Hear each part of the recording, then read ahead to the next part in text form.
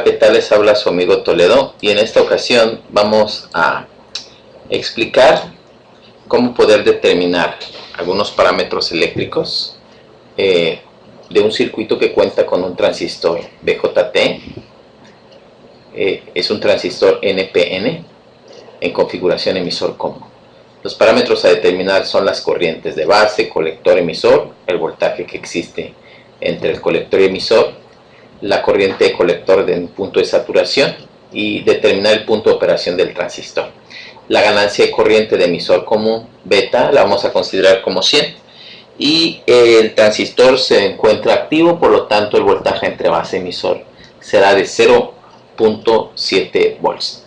Tenemos un voltaje en la base, una resistencia de base, una resistencia en emisor, una resistencia en colector y un voltaje polarizando al colector. Como podemos ver, existen dos mallas en este circuito. Lo primero que vamos a hacer es determinar la corriente de base. La corriente de base se encuentra afectada dentro de la malla del lado izquierdo, que le vamos a llamar aquí malla número 1. Sería la malla número 1. Y recordemos que un transistor NPN,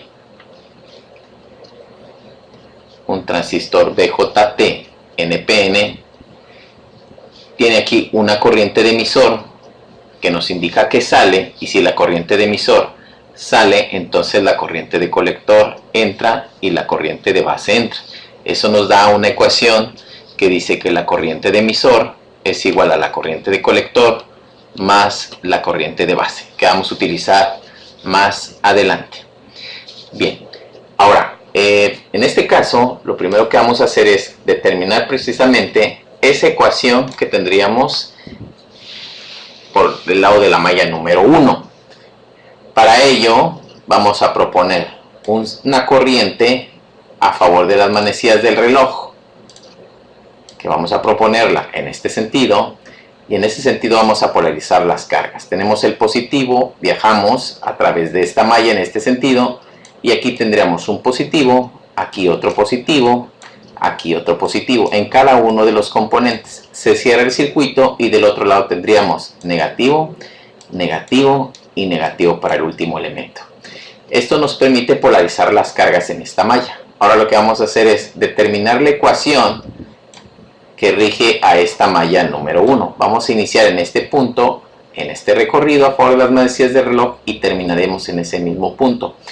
Para ello vamos a considerar la ley de las tensiones de Kirchhoff, que dice que la sumatoria de las subidas de voltaje menos la sumatoria de las caídas de voltaje en un circuito cerrado es igual a 0 volts. Las subidas de voltaje nos las va a proporcionar la fuente, en este caso esta fuente. Las caídas de voltaje van a estar en la resistencia de base, entre la base del emisor y en la resistencia de emisor. Entonces vamos a determinar esa ecuación. Bien, iniciemos en este punto. Entonces tendríamos menos. Recordemos que va a ser siguiendo las manecillas del reloj en ese sentido. Entonces va a ser menos voltaje en la base más la corriente que circula aquí es una corriente de base. La corriente que circula aquí es una corriente de emisor. Y la corriente que circula aquí, en este sentido, es la corriente de colector. Entonces tendríamos aquí una corriente de base que va a estar multiplicando a esta resistencia de base. Y en este caso tendríamos una corriente de emisor que multiplica a esta resistencia de emisor. Entonces, nuevamente, empezamos en este punto, menos voltaje de base más corriente de base por resistencia de base. Corriente de base por resistencia de base. Más el voltaje entre base emisor. Más el voltaje entre base emisor. Más la corriente del emisor por la resistencia del emisor igual a 0 volts, porque se cierra el circuito otra vez en este mismo punto. Y tenemos la ecuación que rige la malla número 1. De aquí vamos a determinar o vamos a despejar la corriente de base. Este voltaje de base lo conocemos, la resistencia de base también. El voltaje entre base y emisor es de 0.7 volts. Conocemos la resistencia de emisor. Si queremos despejar esta corriente de base, requerimos entonces poner la corriente de emisor en función de la corriente de base. ¿Cómo le vamos a hacer ahí? Recordemos hace un momento que mencionábamos que existe una ecuación que determinamos que dice que la corriente de emisor es igual a la corriente de colector más la corriente de base. Pero la corriente de colector es igual a la ganancia beta multiplicada por la corriente de base. Si esta ecuación la sustituimos aquí en este término, tendríamos que la corriente de emisor es igual a beta por corriente de base más corriente de base. Factorizando la corriente de base, tendríamos corriente de base es igual, la corriente de emisor es igual a la corriente de base multiplicado por beta más 1. Esta ecuación que dice que la corriente de emisor es igual a la corriente de base por beta más 1, la vamos a sustituir precisamente aquí. ¿Cómo nos va a quedar entonces esa ecuación? Nos quedaría de la siguiente manera. Acomodando los términos, tendríamos entonces que el voltaje de base y el voltaje de base emisor lo pasamos del lado derecho de la ecuación. Nos queda del lado izquierdo una corriente de base por resistencia de base más la corriente de emisor por la resistencia de emisor. Y sustituyendo lo que habíamos mencionado anteriormente, nos queda este término así. Ahora bien, vamos a despejar aquí, en este caso, la corriente de base.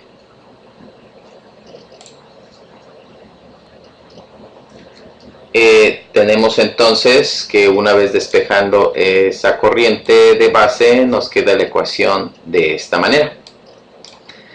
Sería el voltaje de base que es de 1.8 volts, como lo muestra el circuito, el voltaje base emisor, que es un dato de 0.7 volts, la resistencia de base, que es de 10 kilo ohms, la resistencia de emisor, que es de 0.4 kilo ohms, y 0.4 kilo ohms, y beta más 1, que sería 101.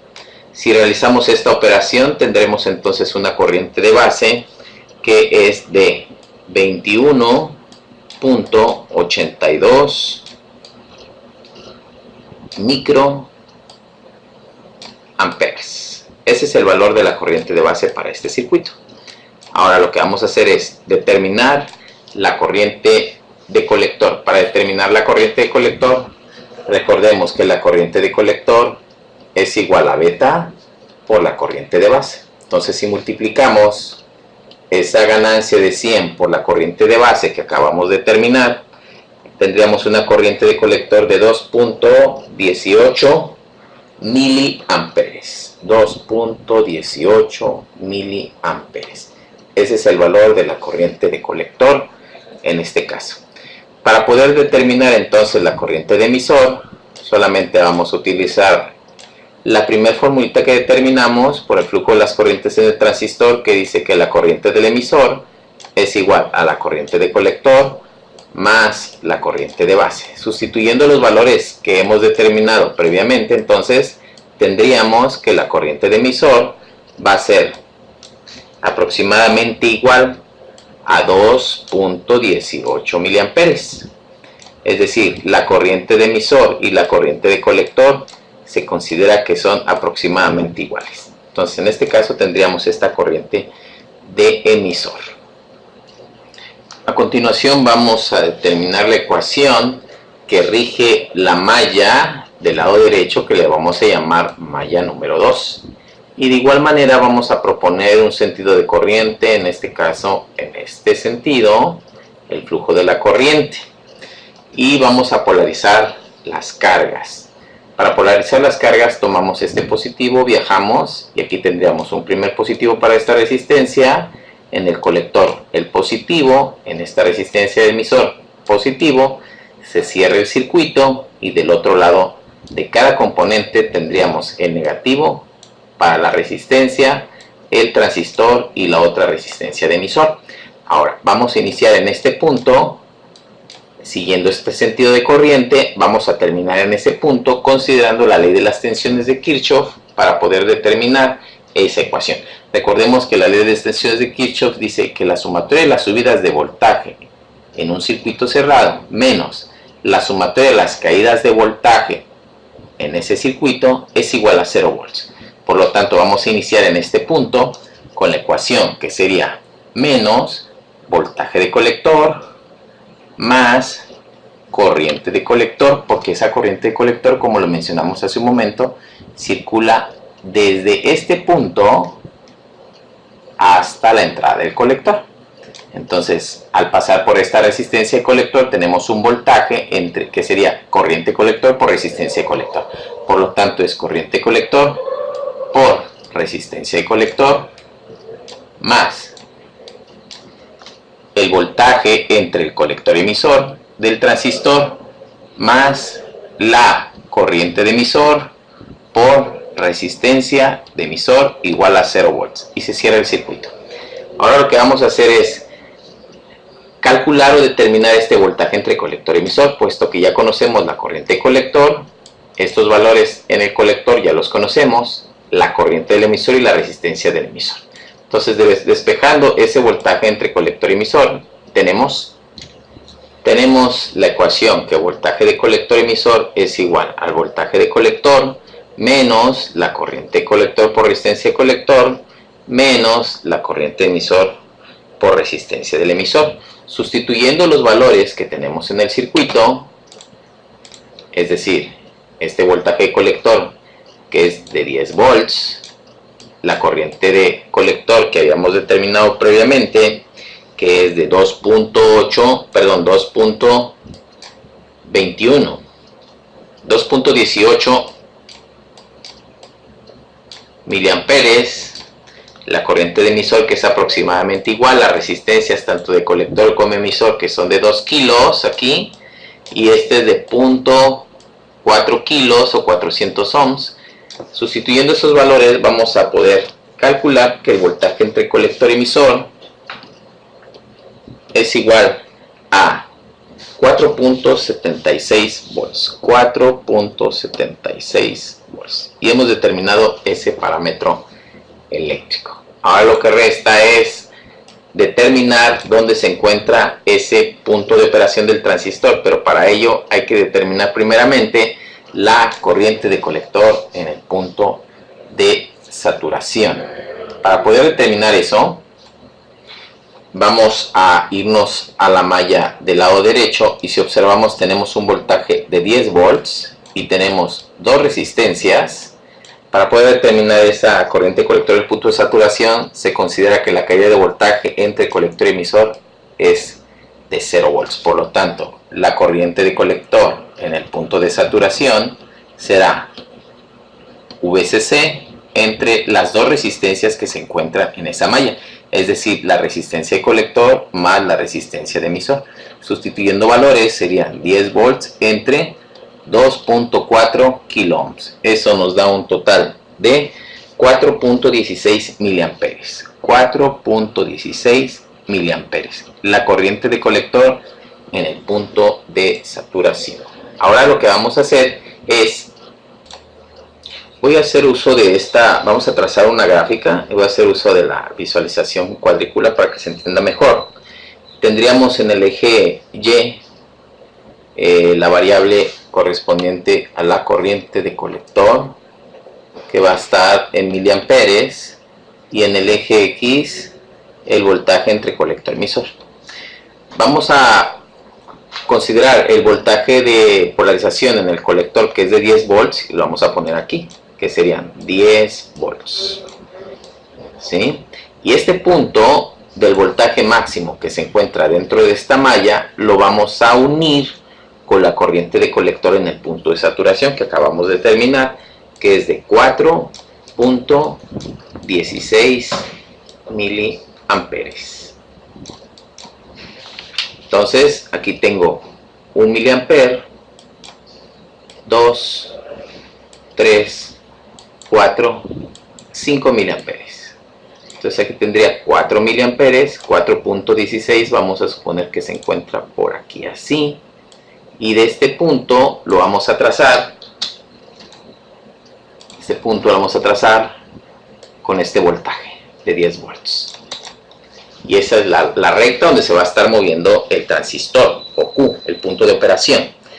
Pero vamos a determinar en dónde se encuentra bajo estas condiciones ese transistor operando.